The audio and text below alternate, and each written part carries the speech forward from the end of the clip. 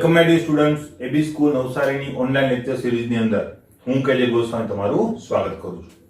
મિત્રો, લાસ્ટ લેક્ચર્સની અંદર આપણે આયનિકણ એન્થાલ્પી જોઈ ગયા છીએ. આજે આપણે એક નવા ગુણધર્મ ઉપર જવાના છીએ.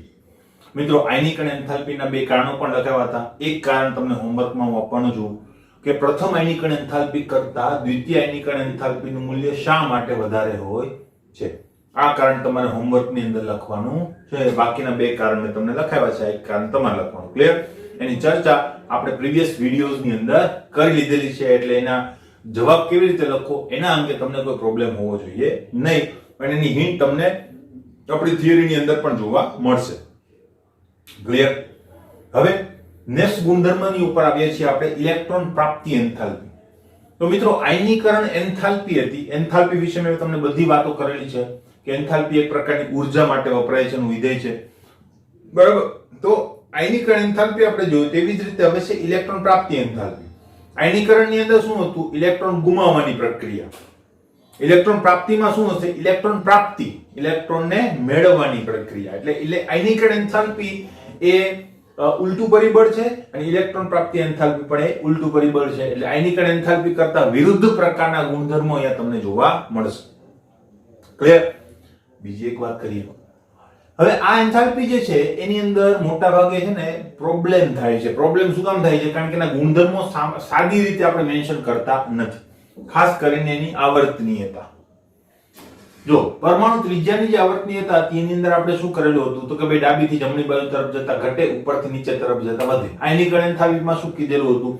ડાબીથી જમણી બાજુ તરફ જતા વધે, ઉપરથી નીચે તરફ જતા ઘટે.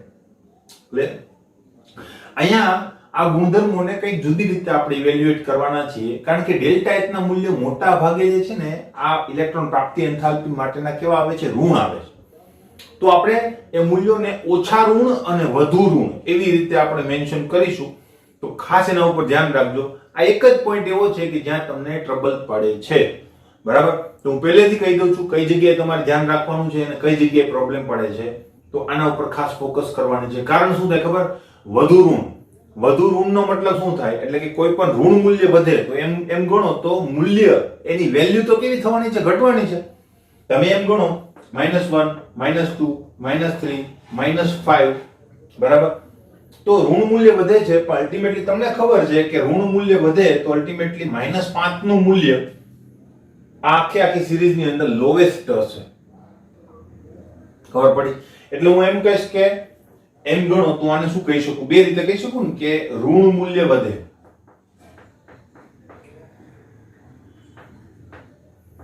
તો વધે એવું, પણ હું ખાલી મૂલ્ય લખું તો શું થશે? મૂલ્ય ઘટે. ખબર પડી? પણ આપણે આ નથી યુઝ કરવાના છે. બંને સાચું, પણ આપણે આ નથી યુઝ કરવાના, આપણે આ જ યુઝ કરવાના છે કે ઋણ મૂલ્ય વધે છે કે ઋણ મૂલ્ય ઘટે છે. ક્લિયર? બરાબર? તો આના ઉપર ધ્યાન રાખવાનું છે. આવશે એટલે હું તમને કહીશ કે કેવી રીતે આપણે જ્યાં ધ્યાનમાં રાખવાનું છે. તો એનું લોજિક શું છે એ પણ આપણે જોઈ લઈશું. તો જોઈએ, ઇલેક્ટ્રોન પ્રાપ્તિ એન્થાલ્પી એટલે શું? તેની આવર્તનીયતા ચર્ચો. બરાબર? તો ઇલેક્ટ્રોન પ્રાપ્તિ એન્થાલ્પી હોય, પરમાણુ ત્રિજ્યા હોય કે આયનીકરણ એન્થાલ્પી હોય, બધાની અંદરથી શોર્ટ ક્વેશ્ચન્સ, કારણો, બરાબર, અને 2 માર્કના અતિ ટૂંકા પ્રશ્નો પણ તમને પૂછાઈ શકે. એટલે આખો ક્વેશ્ચન જ પૂછાય એવું કે ફરજિયાત હોતું નથી. બરાબર? એટલા માટે આપણે આખા ક્વેશ્ચનની ચર્ચા કરીએ, પણ એની અંદરથી જો તમને સ્પ્લિટ કરીને કોઈ વસ્તુ પૂછે તો પણ તમને ખ્યાલ હોવો જોઈએ. એમસીક્યુ પણ એટલા જ પ્રમાણમાં તમને આવી શકે. એટલે હવે એના જે પ્રશ્નો છે, બરાબર, ત્રિજ્યાથી શરૂ કરીને જેટલા ગુણધર્મો આપણે ભણીએ મોસ્ટ આઈએમપી બધા છે, કારણ કે 12મા ધોરણમાં આપણે એનો ઉપયોગ કરવાના છીએ. એટલે આની અંદર કોઈ પણ પ્રકારની મુશ્કેલી રહેતી હશે તો એ ચાલશે નહીં. ક્લિયર છે મિત્રો? બરાબર સમજવાના છે. એક જ વસ્તુ અગત્યની હોય છે, ઇલેક્ટ્રોન અને કેન્દ્ર વચ્ચેનું આકર્ષણ, કે જે મેં તમને કહી દીધેલું છે. દર વખતે કેવું રહેશે? આપણું કોન્સ્ટન્ટ લોજિક આપણું એના ઉપર જ લાગશે. ડાબીથી જમણી બાજુ તરફ જતા આકર્ષણ વધે, ઉપરથી નીચે તરફ જતા આકર્ષણ ઘટે. હવે આ ગુણધર્મની અંદર શું થાય છે? તો પહેલા આપણે ગુણધર્મ સમજી લઈએ. ક્લિયર? તો જોઈએ વ્યાખ્યા. શું કહેવા માંગે છે વ્યાખ્યા? જ્યારે વાયુરૂપ તટસ્થ પરમાણુમાં એક ઇલેક્ટ્રોન દાખલ થઈને ઋણ આયન બને છે ત્યારે થતા એન્થાલ્પી ફેરફારને શું કહેવામાં આવે છે? ઇલેક્ટ્રોન પ્રાપ્તિ એન્થાલ્પી. આખું વાક્ય લખવાનું છે, ટૂંકમાં લખવાનું નથી. ક્લિયર? તો પહેલાની વ્યાખ્યા હતી એ પ્રમાણે છે વ્યાખ્યા. તેમાં હતું બાહ્યરૂપ તટસ્થ પરમાણુમાંથી એક ઇલેક્ટ્રોન ગુમાવવાની પ્રક્રિયા, અહીંયા મેળવવાની પ્રક્રિયા છે. ત્યારે થતો એન્થાલ્પી ફેરફાર એને આપણે શું કહીએ છીએ? ઇલેક્ટ્રોન પ્રાપ્તિ એન્થાલ્પી. બીજી વાત, તેને ડેલ્ટા EGH વડે દર્શાવવામાં આવે છે. પહેલામાં તમને ખ્યાલ છે આપણે ડેલ્ટા IH લખતા, I for આયોનાઇઝેશન, બરાબર. તો અહીંયા ડેલ્ટા EGH છે, તો EG મતલબ શું થશે? Electron gain. Electron gain, gain નો મતલબ થાય છે મેળવવું, બરાબર. તો ઇલેક્ટ્રોન મેળવવાની પ્રક્રિયા, એટલા માટે એને ડેલ્ટા EGH વડે.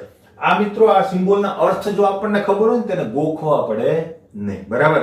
એટલે આયોનાઇઝેશન ખબર છે તો એને ડેલ્ટા H વડે દર્શાવાય, ઇલેક્ટ્રોન ગેઇન ખબર છે તો એને EGH વડે દર્શાવાય. ખબર પડી?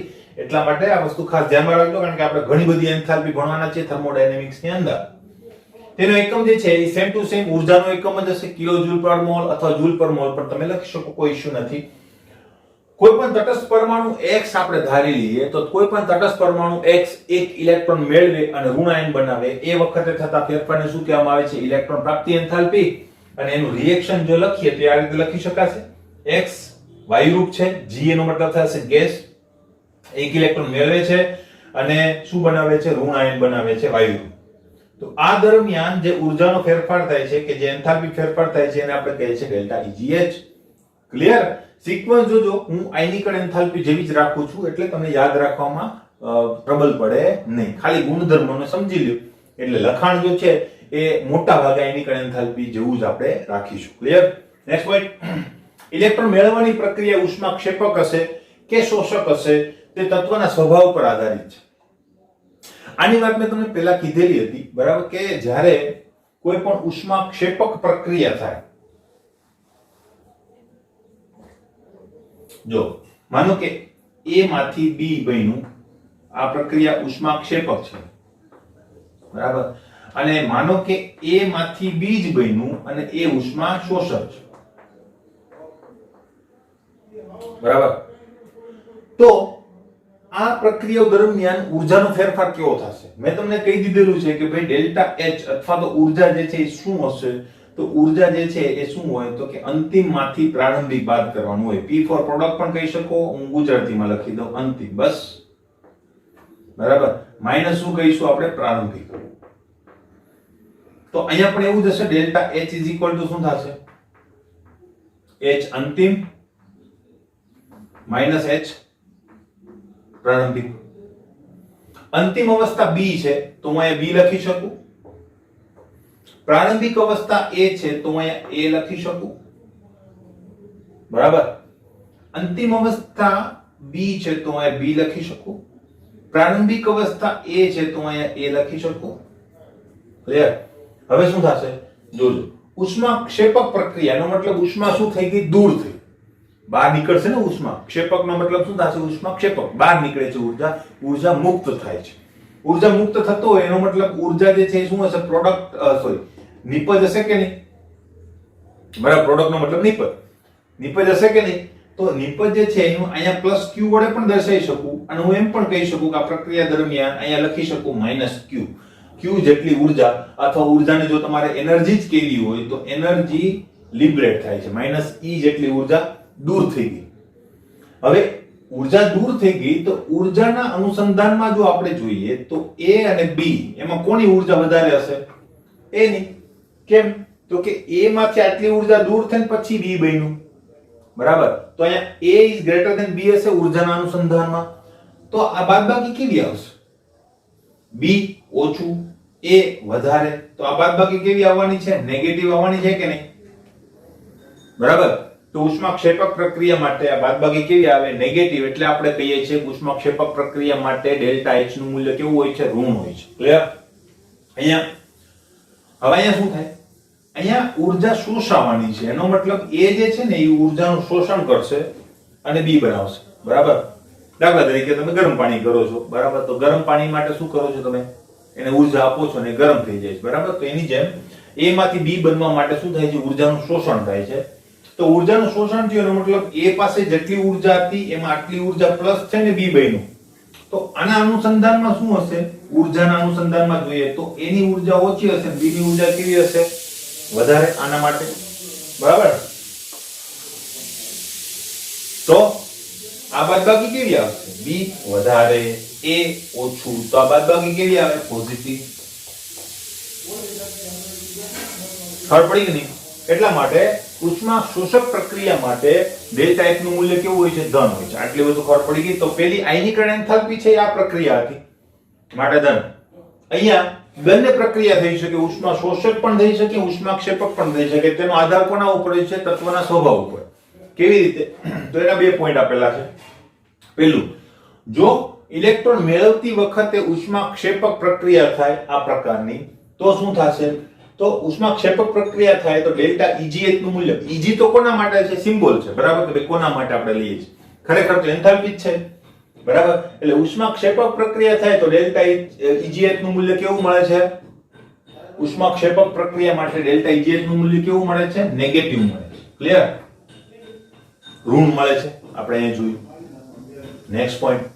હવે આવું ક્યાં થાય છે? તો કે જો દાખલા તરીકે 17મો સમૂહ એટલે કે હેલોજન સમૂહ જે છે એની અંદર ડેલ્ટા Eg નું સૌથી વધારે મૂલ્ય જોવા મળે, પણ વધારે ઋણ જોવા મળે છે. આ ખાસ ધ્યાન રાખજો. વધારે મૂલ્ય નહીં, વધારે મૂલ્ય ખોટું, વધુ ઋણ જોવા મળે છે. ક્લિયર? એટલે ડેલ્ટા Eg નું મૂલ્ય વધુ ઋણ જોવા મળે છે. નેક્સ્ટ પોઈન્ટ જો ઉષ્મા શોષક પ્રક્રિયા થાય એટલે કોઈ પરમાણુ ઇલેક્ટ્રોન મેળવી અને ઉષ્મા શોષક પ્રક્રિયા કરે તો તેના માટે ડેલ્ટા Eg નું મૂલ્ય કેવું જોવા મળે છે? ધન જોવા મળે છે. કેમ? તો કે આ રીતે. બરાબર. હવે જો ધન જોવા મળે તો એવું ક્યાં થાય છે? તો કે દાખલા તરીકે ઊંડા વાયુ માટે Eg નું મૂલ્ય વધુ એટલે કે ધન જોવા મળે છે. એ ઓછું ઋણ તમે કહી શકો, પણ ઊંડા વાયુ જે છે એના માટે ઋણ મૂલ્યો મળતા નથી, ધન મૂલ્યો જ હોય છે. બરાબર. ધન મૂલ્યોને તમે વધુ ધન કે વધુ ઋણ એવું કહી શકો નહીં. એટલે ઊંડા વાયુ માટે માત્ર શું વાપરવામાં આવે છે? વધુ મૂલ્યો જોવા મળે છે, કારણ કે એને ઋણ મૂલ્ય મળતા નથી. ખબર પડી ગઈ છે. હવે એક વાત વધારાની. શું? તો જોજો, ઇલેક્ટ્રોન પ્રાપ્તિ એન્થાલ્પીનો મતલબ શું થાય? આ લોજિકની વાત છે મિત્રો. આખી તમારી અભ્યાસની કારકિર્દી દરમિયાન આ વસ્તુ યાદ રાખજો. હવે જે હું કહું છું કે આ ટેક્સ્ટ બુક રિલેટેડ વાત થઈ ગઈ, સાચી વાતો છે, કોઈ પ્રોબ્લેમ નથી. હવે આપણું લોજિક આપણા મગજમાં કેવું હોવું જોઈએ એની વાત આપણે જો કરીએ, બરાબર? તો આયનીકરણ એન્થાલ્પીમાં મેં તમને કીધું હતું, બરાબર? એક સિમ્પલ લોજિક મેં તમને કીધું હતું કે જ્યારે કોઈ આકર્ષણ તૂટે તો ઉષ્મા શોષક પ્રક્રિયા થાય, જ્યારે કોઈ નવું આકર્ષણ બને તો ઉષ્મા ક્ષેપક પ્રક્રિયા થાય. ક્લિયર? તો આ વસ્તુ જોજો. હવે એક કેન્દ્ર છે, કેન્દ્રની અસર હેઠળ એક ઇલેક્ટ્રોન હતો આકર્ષણ હેઠળ. તો તમારે જો આને દૂર કરવું હોય તો આકર્ષણને તોડવું પડે. આ બધી વાતો મેં આકૃતિ દોરીને તમને કીધેલી હતી, બરાબર? તો આ પ્રક્રિયા કેવી થઈ ગઈ? ઉષ્મા શોષક. ક્લિયર? આકર્ષણ તોડો છો તમે, યાદ રાખજો. ક્લિયર? આ થઈ આયનીકરણની પ્રક્રિયા, આયોનાઇઝેશન. બરાબર? આ Z પણ લખી શકો અને S પણ લખી શકો. ક્લિયર? તો હવે આ માનો કે કેન્દ્ર છે, બરાબર? અને નવો ઇલેક્ટ્રોન કે જે દૂરનો છે, મુક્ત છે, એ ઇલેક્ટ્રોન આકર્ષણ બળ હેઠળ આવશે તો નવું આકર્ષણ જનરેટ થશે કે નહીં? તૂટવાનું નથી, નવું આકર્ષણ જનરેટ થશે એટલે આને કહેવાય નવું આકર્ષણ. તો આ પ્રક્રિયા જે છે એને શું કહે છે આપણે? Electron gain enthalpy. Electron gain enthalpy. Clear? તો નવું આકર્ષણ જનરેટ થયું તો એને કહેવામાં આવે છે ઉષ્માક્ષેપક પ્રક્રિયા. બરાબર? નવું આકર્ષણ જનરેટ થાય ત્યારે તો ઊર્જા મુક્ત થવાની છે. તો એટલા માટે ડેલ્ટા H અથવા તો Eg નું મૂલ્ય કેવું મળશે? નેગેટિવ. અને ડેલ્ટા I નું મૂલ્ય કેવું મળશે? પોઝિટિવ. ક્લિયર? એટલે નવું આકર્ષણ બને છે એટલે ડેલ્ટા H Eg જે છે એનું મૂલ્ય કેવું હોવું જોઈએ? નેગેટિવ જ હોવું. બરાબર? કારણ કે નવું આકર્ષણ હંમેશા જનરેટ થશે, કારણ કે ઇલેક્ટ્રોન આવશે તો એ આજુબાજુ ફરશે, એનું કારણ શું હશે? એનું આકર્ષણ. બરાબર? આકર્ષણ બને એટલે ઊર્જા મુક્ત થવી જોઈએ. ક્લિયર છે? ઓકે, બરાબર? તો આના ઉપરથી હું શું કહેવા માંગુ છું કે ડેલ્ટા Eg નું મૂલ્ય લગભગ બધા તત્વો માટે કેવું મળશે તમને? નેગેટિવ. ક્લિયર? કેવું મળશે? નેગેટિવ જ જોવા મળશે. તો કેમ અહીંયા બંને લખેલું છે? કારણ એ છે કે નિષ્ક્રિય વાયુઓ એવા છે અથવા નિષ્ક્રિય વાયુનો સમૂહ એવા તત્વોનો સમૂહ છે કે જેની અંદર માત્ર ડેલ્ટા Eg નું મૂલ્ય કેવું જોવા મળે છે? પોઝિટિવ જોવા મળે છે. કારણ એ જ બરાબર વાત થઈ ગઈ છે આપણે કે નિષ્ક્રિય વાયુઓ જે છે એ ઇલેક્ટ્રોન મેળવવાની વૃત્તિ પણ ધરાવતા નથી, ઇલેક્ટ્રોન ગુમાવવાની વૃત્તિ પણ ધરાવતા નથી. કારણ તો કે એની પાસે સમૃદ્ધ કોષ રચના છે કે જેને એ તોડવા માંગતા નથી, એટલે ઇલેક્ટ્રોન મેળવવામાં પણ એ લોકોને કષ્ટ પડે છે. બરાબર ને? ઇલેક્ટ્રોન મેળવીને એ શું કરે છે તો કે ઊંચી ઉર્જાવાળી પ્રણાલી બનાવી દે છે. ખરેખર લોએસ્ટ ઉર્જા સ્ટેટમાં છે જ પહેલેથી. ઇલેક્ટ્રોન મેળવી અપૂર્ણ કક્ષક જનરેટ કરે, અપૂર્ણ કક્ષકની ઉર્જા વધારે હોય તો અસ્થાયી પ્રણાલી બનાવે છે. એટલા માટે એ ઉષ્મા શોષક પ્રક્રિયાનું નિર્માણ કરે છે. તો એ નિષ્ક્રિય વાયુઓ માટે જ ધન છે. બાકીના બધા તત્વો માટે તમે આંખો વીંચીને કહી શકો કે એનું મૂલ્ય કેવું હશે? ઋણ હશે. ક્લિયર? આ લોજિક હંમેશા ધ્યાનમાં રાખજો. ડેલ્ટા Eg નું મૂલ્ય નવું આકર્ષણ જનરેટ થાય છે એટલે ઋણ, અને IH નું મૂલ્ય આકર્ષણ તૂટે છે માટે ધન. ક્લિયર? તો તમને ઘણી બધી જગ્યાએ ફાયદો થશે. તમે અંદાજો મારી શકશો કે અહીંયા કેવી પ્રક્રિયા થતી હશે. ક્લિયર છે મિત્રો? બરાબર. અને નિષ્ક્રિય વાયુ તો પ્રક્રિયા જ નથી કરતા. બરાબર? એટલે આપણે એની Eg નું મૂલ્ય લગભગ મોટા ભાગે કોઈ દિવસ કેલ્ક્યુલેટ કરવાની જરૂર નહીં પડે. તો આપણી સામે જે મૂલ્યો આવશે બધા કેવા હશે? ઋણ જ હશે. એટલા માટે ડેલ્ટા Eg ના મૂલ્યોની અંદર આપણે વધુ ઓછું એવું નથી યુઝ કરતા, વધુ ઋણ અને ઓછું ઋણ યુઝ કરીએ છીએ. ખબર પડી હવે શા માટે એ શબ્દ વાપરેલો છે? ક્લિયર? આટલી વસ્તુ જો સમજાઈ ગઈ હોય તો હવે આપણે આવર્તનીયતા ઉપર જઈએ. ક્લિયર? તો મિત્રો હવે ઇલેક્ટ્રોન પ્રાપ્તિ એન્થાલ્પીની આવર્તનીયતાની જો ચર્ચા કરીએ તો એ આ આપણે જોઈ શકીએ છીએ. પહેલો પોઈન્ટ એ છે કે ભાઈ ઇલેક્ટ્રોન પ્રાપ્તિ એન્થાલ્પીની અંદર એમ જેટલી નિયમિતતા આપણને આયનીકરણ એન્થાલ્પીમાં જોવા મળી હતી એટલી નિયમિતતા જોવા મળતી નથી. થોડુંક અનિયમિત વર્તણૂક છે. એનું કારણ શું છે? તો એનું કારણ એ જ છે કે ઇલેક્ટ્રોન પ્રાપ્તિ એન્થાલ્પીની અંદર 17મો અને 18મો સમૂહ તમે જુઓ તો 17મા સમૂહની અંદર જે મૂલ્યો છે એ એકદમ ડ્રાસ્ટિક ઋણ જોવા મળે, સૌથી વધારે ઋણ. અને એની પછીનો જ સમૂહ છે તેની અંદર તો મૂલ્ય ધન જોવા મળે છે, એકદમ લોએસ્ટ થઈ જાય છે. બરાબર? તો ટૂંકમાં મૂલ્યો જે છે એની અંદર ડ્રાસ્ટિક ફેરફાર એ ટાઈપનો જોવા મળે છે. એટલા માટે ત્યાં નિયમિતતા જેટલી જોઈએ એટલી જોવા મળતી નથી. આવી અનિયમિતતા તમને સમૂહોની અંદર પણ જોવા મળે છે. તો એના એકાદ બે કારણો છે આપણી પાસે, તેની ચર્ચા આપણે કરીશું. બરાબર? તો આવર્તનીયતાની ચર્ચા કરીએ પહેલા આવર્તમાં. તો આવર્તમાં શું થાય છે તેની જો ચર્ચા કરીએ આપણે. બરાબર? તો આવર્તની અંદર જો આપણે વાત કરીએ તો આવર્તમાં ડાબી બાજુથી જમણી બાજુ તરફ જતા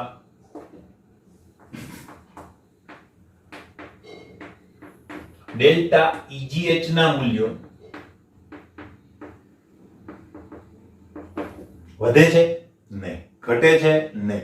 શું થશે? વધુ ઋણ અને ઓછું ઋણ. બરાબર? તો શું થાય છે? ડાબીથી જમણી બાજુ તરફ જતા ડેલ્ટા Eg ના મૂલ્યો વધુ ઋણ બને છે.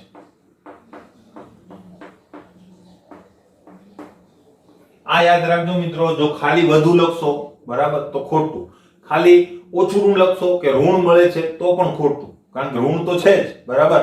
વધુ ઋણ મળે છે. ક્લિયર? વધુ ઋણનો મતલબ શું થશે? તો કે ડાબીથી જમણી બાજુ તરફ જઈએ એમ ઉર્જા જે લિબરેટ થાય છે ઉષ્માક્ષેપક પ્રક્રિયા દરમિયાન, ઉર્જા જે લિબરેટ થાય છે, ઉર્જા જે ઉત્સર્જિત થાય છે એનું મૂલ્ય વધતું જાય છે એમ કહેવાય કે નહીં? બરાબર? વધુ ઋણનો મતલબ તો એવો થશે, મેં હમણાં તમને સમજાવેલું હતું એ પ્રમાણે. બરાબર? તો શા માટે થાય છે તેનું કારણ આપણે લખીએ. એટલે આ એક પ્રકારનું કારણ છે. બરાબર? આવર્તનીયતાની અંદર આ કારણ છે એટલે આપણે કારણ તરીકે તેને મેન્શન કરીએ. એટલે માનો કે 2 માર્કમાં કારણ પૂછાયું તો તમે અહીંયાથી જ એનો આન્સર લખી શકો. ક્લિયર? તો શું છે? કારણ કે આવજો તમને એમ પણ પૂછી શકે કે આવર્તમાં પરમાણુ ક્રમાંકના વધારા સાથે આયનીકરણ એન્થાલ્પીનું મૂલ્યમાં શું થાય છે, અથવા પરમાણુ ક્રમાંકના વધારા સાથે ઇલેક્ટ્રોન પ્રાપ્તિ એન્થાલ્પીના મૂલ્યમાં શું થાય છે, અથવા તો કેવો ફેરફાર થાય છે સમજાવો. તો મિત્રો આવર્તમાં પરમાણુ ક્રમાંકનો વધારો એનો મતલબ શું થશે? ડાબીથી જમણી બાજુ તરફ જ જવાનું થશે કે નહીં? યાદ રાખજો. બરાબર? એટલે બંને રીતે આપણે મેન્શન કરી શકીએ. તો શું થશે? આવર્તમાં ડાબીથી અથવા તો શું થશે? આવર્તમાં પરમાણુ ક્રમાંકના વધારા સાથે મુખ્ય ક્વોન્ટમમાં વધતો નથી. આ એક મેઇન પોઈન્ટ છે. આપણે દર વખતે આવર્તની અંદર જ્યારે આવર્તનીયતા જોતા હોઈએ ત્યારે આપણે લખીએ છીએ. તો એનાથી શું થાય તો કે વધતો નથી, પરંતુ શું થાય છે તો કે કેન્દ્રીય ધન વીજભાર ને બહાર ઋણ વીજભાર એટલે કે ઇલેક્ટ્રોનનો જે ઋણ વીજભાર છે એમાં સતત વધારો થયા કરે છે. તો એને હું શું કહી શકું એક વાક્યની અંદર કેવું હોય તો બરાબર વધતો નથી, માટે ઇલેક્ટ્રોન અથવા તો નવા ઇલેક્ટ્રોન પર નું અસરકારક કેન્દ્રીય ધનભાર નું મૂલ્ય વધે છે. અને આપણને ખ્યાલ છે ડાબીથી જમણી બાજુ તરફ જતા આકર્ષણ વધે, બરાબર? એ જ આકર્ષણને આપણે આવી રીતે પણ કહી શકીએ કે નહીં, અસરકારક કેન્દ્રીય ધનભારનું મૂલ્ય વધે છે. માટે શું થાય? માટે તે કેન્દ્રની વધુ નજીક ઉમેરાય છે અને ડેલ્ટા EGH નું મૂલ્ય વધુ ઋણ જોવા મળે છે. ક્લિયર? અથવા નજીક ઉમેરાય તો ઇલેક્ટ્રોનની ઉર્જાની અંદર ઘટાડો વધારે થશે, બરાબર? કારણ કે જેટલો કેન્દ્રની નજીક ઇલેક્ટ્રોન એટલી એની ઉર્જા ઓછી. તો મુક્ત ઇલેક્ટ્રોન જેટલો નજીક ઉમેરાય એટલી વધુ ઉર્જાનું એ ઉત્સર્જન કરશે અને એ ઉત્સર્જિત ઉર્જાનું એટલે કે ઉષ્માક્ષેપક પ્રક્રિયા દરમિયાન ઉત્સર્જિત ઉર્જાનું મૂલ્ય વધારે તો ડેલ્ટા EGH નું મૂલ્ય કેવું મળવાનું છે? આપણને વધુ ને વધુ ઋણ મળવાનું છે. ક્લિયર? તો આ કારણ બરાબર યાદ રાખી લેવાનું છે. તમારે લખીને હું આપવાનો જ છું PDF ની અંદર, બરાબર? તમારી કોપીની અંદર ઉતારી લેવાનું છે. સમજાઈ ગયું હશે? ક્લિયર? શું કીધું ફરીથી કહી દઉં. કારણ કે ડાબીથી જમણી બાજુ તરફ જાઓ એમ અસરકારક કેન્દ્રીય ધનભાર વધતો જાય, જેના કારણે ઇલેક્ટ્રોન પરનું જે આકર્ષણ છે કેન્દ્રનું એ વધતું જાય. અને ઇલેક્ટ્રોન પરનું આકર્ષણ જો વધે તો શું થશે? ઇલેક્ટ્રોન કેન્દ્રની વધુ નજીક આવશે તો ઉર્જાનું ઉત્સર્જન વધી જશે. ઉર્જાનું ઉત્સર્જન વધી જાય તો ડાયરેક્ટ લખી નાખવાનું. માટે ડેલ્ટા EGH નું મૂલ્ય વધુ આકર્ષણના કારણે વધુ ઋણ જોવા મળે છે. ક્લિયર છે? બીજી વાત કરી. હવે આપણે સમૂહની અંદર વાત કરી દઈએ, બરાબર? સમૂહ.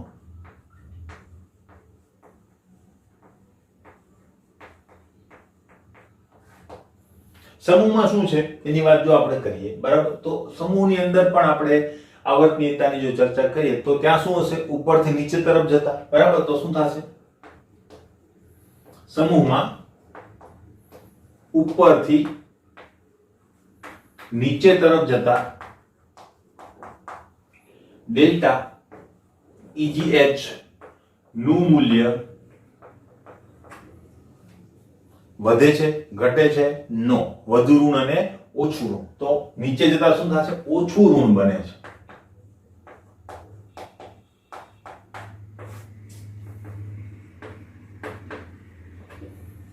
ક્લિયર? આ ખાસ ધ્યાન રાખજો, એમાં તમારી ભૂલ થાય છે, બરાબર? Next point. કારણ શું આનું? કારણ કે સમૂહમાં પરમાણુ ક્રમાંક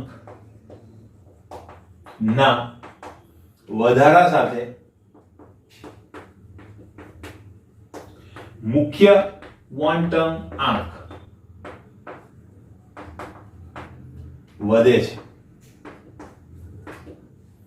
મુખ્ય ક્વોન્ટમ આંક વધતો જશે, કારણ કે જેમ જેમ નીચે આવશે નવા શક્તિ સ્તરની અંદર ઇલેક્ટ્રોન ઉમેરાતા જશે તો શું થાય? બરાબર? માટે નવા આવતા ઇલેક્ટ્રોનનું અથવા તો નવા ઇલેક્ટ્રોનનું કેન્દ્રથી અંતર વધે છે, બરાબર? અંતર વધવાના કારણે શું થાય? માટે તે અસરકારક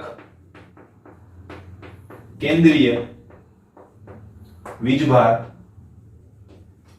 ઓછો અનુભવે છે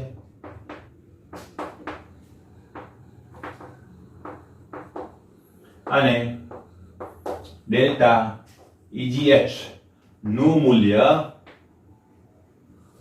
ઓછું ઋણ બને છે.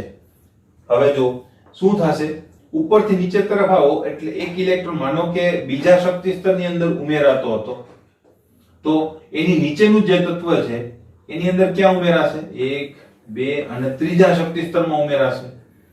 તો તમે જોઈ શકો છો કે અંતર જે છે એ સતત ને સતત શું થતું જાય છે? વધતું જાય છે. અંતરના વધારા સાથે કેન્દ્રનું આકર્ષણ બળ કે જેને આપણે અસરકારક આકર્ષણ બળ કહીએ છીએ એ ઘટતું જશે, બરાબર. પ્લસ સ્ક્રીનિંગ અસર પણ અહીંયા અસર કરશે અને સ્ક્રીનિંગ અસરના કારણે પણ ઇલેક્ટ્રોન ઉપરનું આકર્ષણ ઘટશે, બરાબર. તો ઓવરઓલ આપણે કહી શકીએ કે અસરકારક કેન્દ્રીય વીજભાર ઓછો લાગુ પડે છે એના ઉપર. તેના લીધે શું થાય છે? તો કે અલ્ટિમેટલી આકર્ષણ ઘટે છે. આકર્ષણ ઘટે તો ઉષ્માક્ષેપક પ્રક્રિયા કેવી થશે? ઓછી થશે, જેના લીધે ઉપરથી નીચે તરફ જતા આકર્ષણનું મૂલ્ય ઓછું અને માટે ડેલ્ટા EGH નું મૂલ્ય પણ કેવું મળશે? ઓછું નહીં, ઓછું ઋણ મળે છે.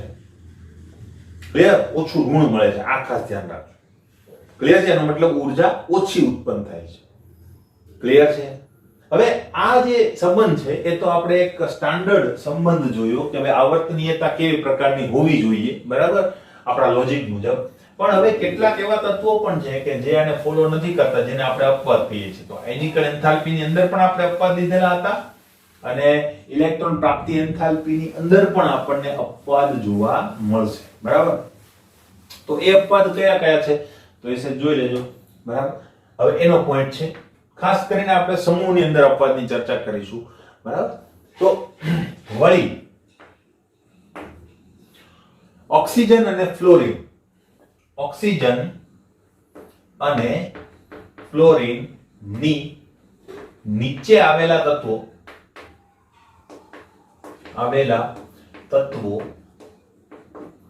કયા છે? અનુક્રમે, હવે તો ખબર પડી ગઈ હશે કારણ કે બધા સમૂહો મેં તમને યાદ કરાવી દીધા છે. OS ACTPO, બરાબર. એટલે O ની નીચે કોણ હશે? અનુક્રમે S અને Cl. માટે ડેલ્ટા EGH ના મૂલ્યો કેવા જોવા મળે છે? તો કે વધુ O અને F ના નીચે આવેલા તત્વોના એટલે કે S અને Cl માટે, એટલે આના અનુસંધાનમાં આના માટેના જે મૂલ્યો છે, મૂલ્યો એ વધુ ઋણ જોવા મળે છે.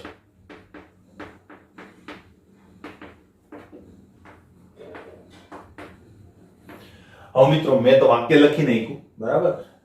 તમારી જે કોપી એટલે કે PDF આવશે એની અંદર કદાચ મેં ઓછું ઋણ પણ લખેલું, ખબર પડી? તો કોઈ એવો પ્રશ્ન નહીં કરતા સર વધુ ઋણ સાચું કે ઓછું ઋણ સાચું, બરાબર. તો ત્યાં ઓછું ઋણ પણ લખી શકે. હું આના અનુસંધાનમાં આનું કહું તો ઓછું ઋણ થશે, એટલે હું એમ પણ લખી શકું કદાચ મેં ત્યાં ઓછું ઋણ લખેલું છે એટલા માટે હું કહું છું. મેં તો મારા વાક્યને અનુરૂપ મેં સંબંધ લખેલો હોય તો શું કીધેલું છે?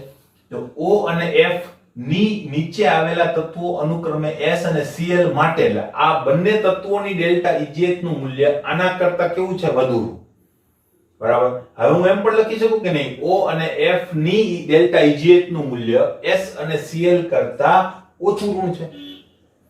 ઉલટું પણ લખી શકાય ને, બરાબર. એટલે વધુ ઋણ જોવા મળે છે અને તમારી કોપીમાં કદાચ મેં ઓછું ઋણ, પણ એના માટેનો કોન્ટેક્સ્ટ જોઈ લેજો, બરાબર. મેં અહીંયા શું લખેલું હશે? આના સાપેક્ષે આ નહીં હોય, આના સાપેક્ષે આ હશે. ક્લિયર?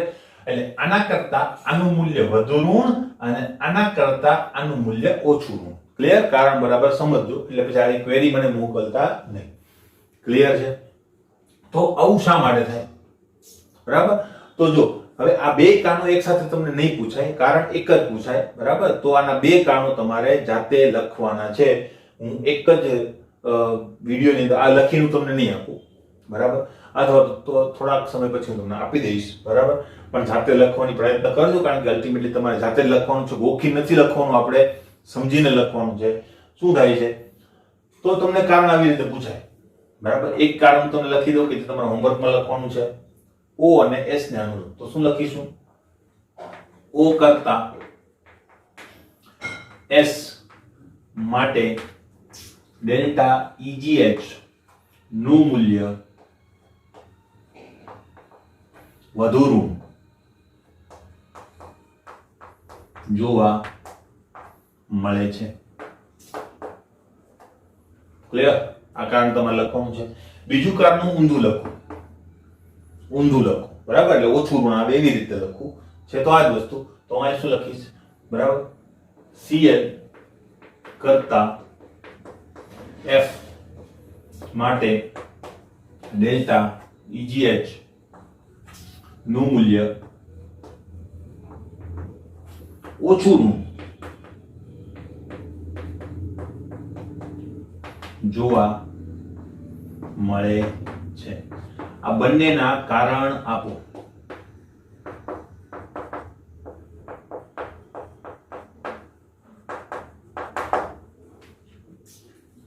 ક્લિયર? આ બે કારણ તમે જાતે લખવાના છે.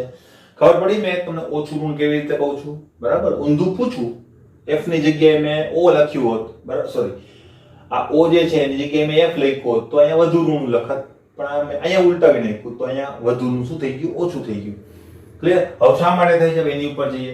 પહેલી વાત કે આમાં શું અપવાદરૂપ છે. પહેલી વાત કે o અને s નો કિસ્સો આપણે જોઈએ તો O8 s એની નીચેનું તત્વ 16. તો એનો મતલબ આપણે સમૂહમાં ઉપરથી નીચે તરફ ગયા, સમૂહમાં ઉપરથી નીચે તરફ જતા શું થાય? ડેલ્ટા EGH નું મૂલ્ય ઓછું ઋણ બને ને,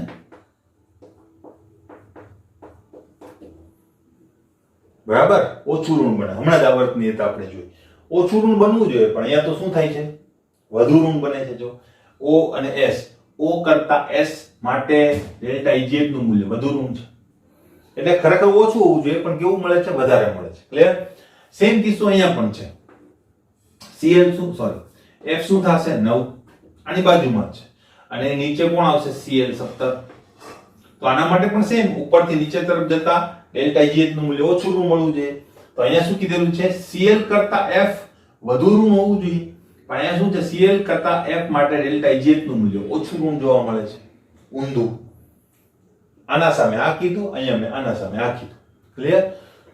તો આવું કેમ થાય છે? તો એની માટે બહુ સિમ્પલ છે, બરાબર? એક જ શબ્દમાં હું તમને કહું તો ઇલેક્ટ્રોન વચ્ચેના અપાકર્ષણના કારણે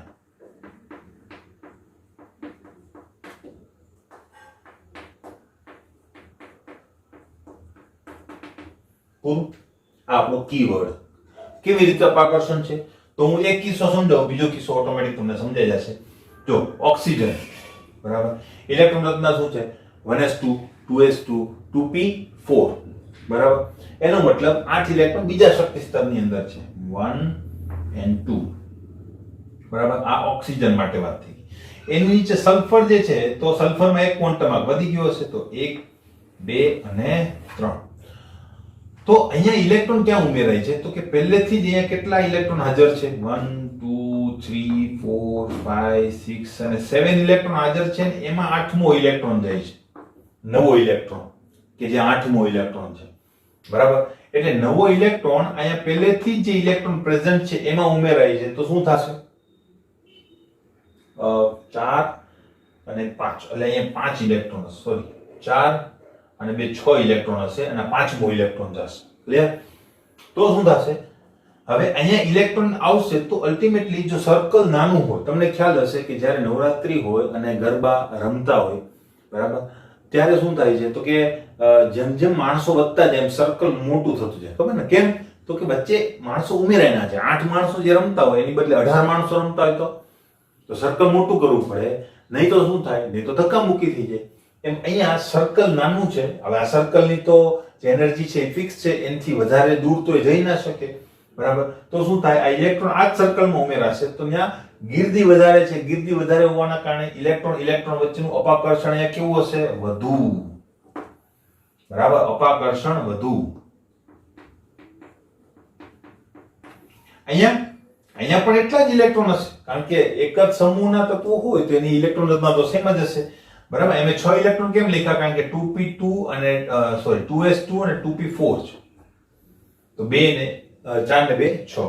તો અહીંયા 3s2 અને 3p4 હશે, બરાબર? તો અહીંયા શું હશે? 1 2 3 4 5 6 7, હવે તો 5 થઈ ગયા મારે. તો અહીં પણ 6 જ ઇલેક્ટ્રોન હશે, એમાં પણ એક નવો ઇલેક્ટ્રોન આવશે, 7મો. પણ અહીંયા સર્કલ મોટું થઈ ગયું. 8 જણા 18 જણાના સર્કલમાં રમતા હોય તો શું થાય? તો વચ્ચે સ્પેસ ઘણી બધી રહેશે, બરાબર. તો અહીંયા શું છે? અપાકર્ષણ ઓછું હશે, બરાબર. તો અપાકર્ષણ વધારે તો એનર્જી વધારે, એટલે આ પરમાણુની એનર્જી ઓછી, પરમાણુની એનર્જી વધારે તો શું થાય? એ આકર્ષણના કારણે જે એનર્જી એને ઉત્સર્જિત કરવી જોઈએ એટલી ઉત્સર્જિત નહીં કરી શકે. કારણ કે અપાકર્ષણ, બરાબર. તો અપાકર્ષણના કારણે પરમાણુ જે છે એ પૂરેપૂરી એનર્જી લિબરેટ ઉત્સર્જિત કરી શકતો નથી. અહીંયા પૂરેપૂરી એનર્જી એ ઉત્સર્જિત કરે છે. માટે શું થશે? તો કે અહીંયા ડેલ્ટા Eg નું મૂલ્ય ઓછું ઋણ, અહીંયા કેવું મળે છે? વધુ ઋણ, ડ્યુ ટુ અપાકર્ષણ. તો કારણ કેવી રીતે લખશો? કારણ કે ઓક્સિજન અને સલ્ફર બંનેની અંદર એક ઇલેક્ટ્રોન જે છે એ કયા શક્તિ સ્તરમાં ઉમેરાય છે? તો કે ઓક્સિજનની અંદર બીજા શક્તિ સ્તરમાં ઉમેરાય છે, જ્યારે સલ્ફરની અંદર ત્રીજા શક્તિ સ્તરની અંદર ઉમેરાય છે. એના લીધે શું થાય? ઓક્સિજનની અંદર બીજા શક્તિ સ્તરમાં પહેલેથી 6 ઇલેક્ટ્રોન પ્રેઝન્ટ છે. ત્યાં નવો 7મો ઇલેક્ટ્રોન આવે છે. શક્તિ સ્તર નાનું હોવાના કારણે ત્યાં અપાકર્ષણનું મૂલ્ય કેવું હશે? વધારે. જ્યારે એસ કક્ષકની અંદર અપાકર્ષણનું મૂલ્ય ત્રીજું શક્તિ સ્તર કે જે મોટું શક્તિ સ્તર છે હોવાના કારણે એનું અપાકર્ષણનું મૂલ્ય કેવું હશે? ઓછું હશે. તો અપાકર્ષણ વધારે હોવાના કારણે ડેલ્ટા Eg નું મૂલ્ય ઓછું ઋણ, અપાકર્ષણ ઓછું હોવાના કારણે ડેલ્ટા Eg નું મૂલ્ય વધુ ઋણ જોવા મળે છે.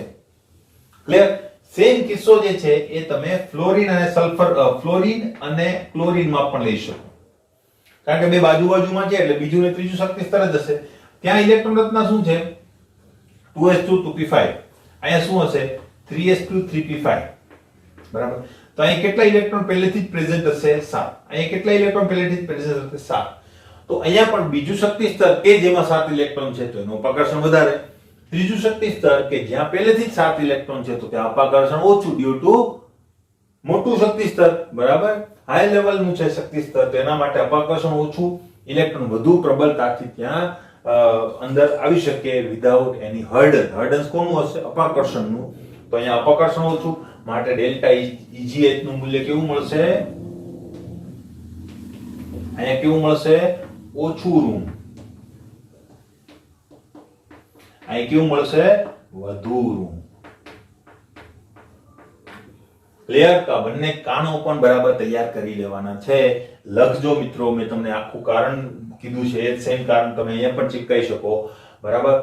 તો આ કારણ પણ ખાસ અગત્યનું છે, ઘણી બધી વાર પૂછાતું હોય છે, બરાબર. ઇવન જીપીએસસી ની એક્ઝામ ની અંદર પણ પૂછાયેલું છે, જીપીએસસી ની એક્ઝામ ની અંદર, બરાબર.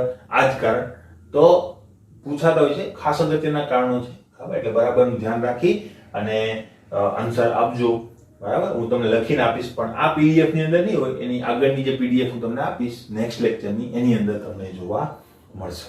ક્લિયર? તો અહીંયા એમ ગણો તો આપણે EGH એટલે કે ઇલેક્ટ્રોન પ્રાપ્તિ એન્થાલ્પીનું કામકાજ શું કરીએ છીએ? પૂર્ણ કરીએ છીએ. હવે એક નવા ગુણધર્મો ઉપર આપણે જઈશું. લાસ્ટમાં છે ને આપણે બધા જ ગુણધર્મોને એક સાથે એક ચાર્ટની અંદર સમાવી લઈશું, જેથી કરીને આપણે ગુણધર્મોની આવર્તનીયતા માટે દરેક ગુણધર્મને જોવો પડે નહીં. ક્લિયર? જોઈએ.